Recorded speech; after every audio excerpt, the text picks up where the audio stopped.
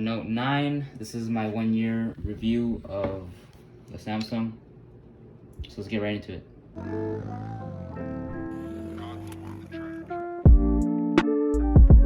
So I'm just gonna start off with some pros and cons, and later on we'll get to the camera and all the specs.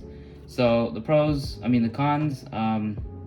the phone tends to want to overheat if I have a case on when I'm using the camera.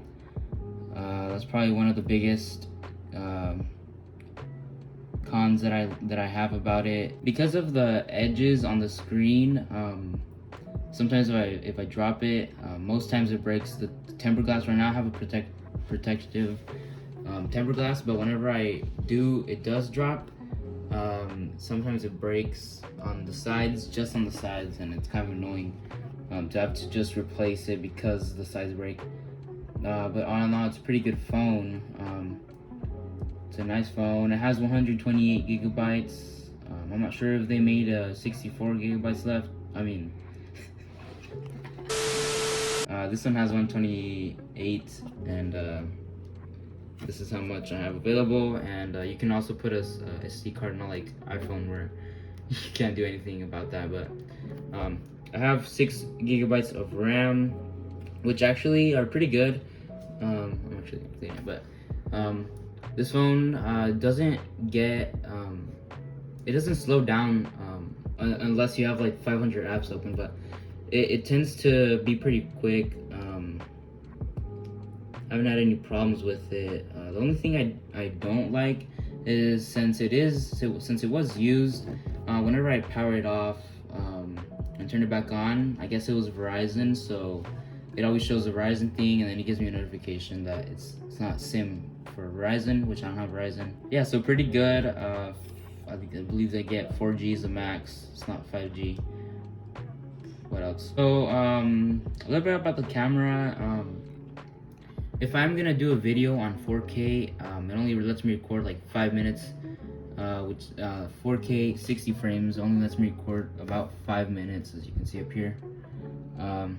After that, it just stops and you have to record another video. I don't know why it does this. It should be kind of like iPhone, where it just keeps recording until you're out of space. But I guess it could be like a safety thing, just in case, so you don't lose all your stuff, all your memory. So yeah, pretty nice phone. Doesn't tend to overheat, just like I said with the case, if you're using the camera for too long. And it's kind of hot outside, you just overheat sometimes. Alright guys, so when I got the phone, the only thing that was wrong with it was this little thing right here. I guess someone dropped it, and this is actually where in the case, the speaker's here, so it just doesn't cover it up. And I guess whoever you had it before me, I guess this was open, maybe, I don't know. But yeah, someone probably dropped it on cement or something and just scraped. But I believe the frame on the outside is aluminum, and it has held up pretty good. The most I've done is probably sat on my phone.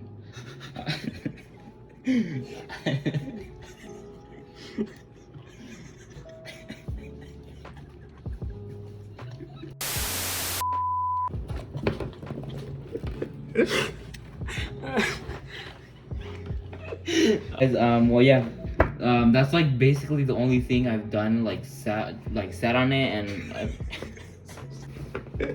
stop laughing, bro.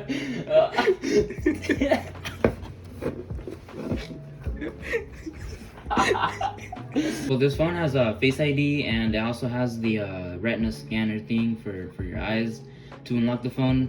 But it's not as good as Apple. But I mean, it's understandable, you know. But the fingerprint on the back actually works very, very well. For being so small, you know, if you have big fingers, it'll be fine, I guess. I like how it's like in the middle. That way you don't, like on the Note 8, you had it on the side of the camera, but for this one, for the Note 9, you have it under the camera, which is really nice because you can just find it really fast. You can just press on it and it just turns on, obviously. So yeah, really nice feature that it has it in the middle. Another thing that this phone has is a built-in stylus. They call it the S Pen. This thing will last. Wait, go back. This thing will last a while. It'll last like a couple minutes, like maybe 10, I think.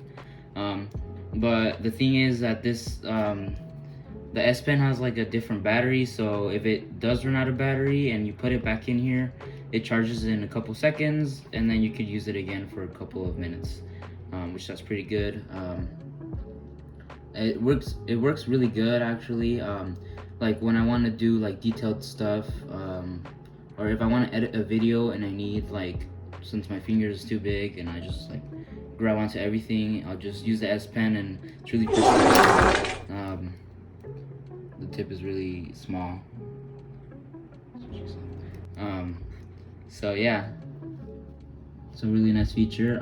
What I don't like about the S Pen is that if my phone does fall, it'll sometimes pop out, and that could be a little that could risk the S Pen, because if it falls and it pops out and it keeps rolling or tumbling, it could probably break it, since it's it goes in there like this, and it could probably break it since how heavy the phone is. And I've sat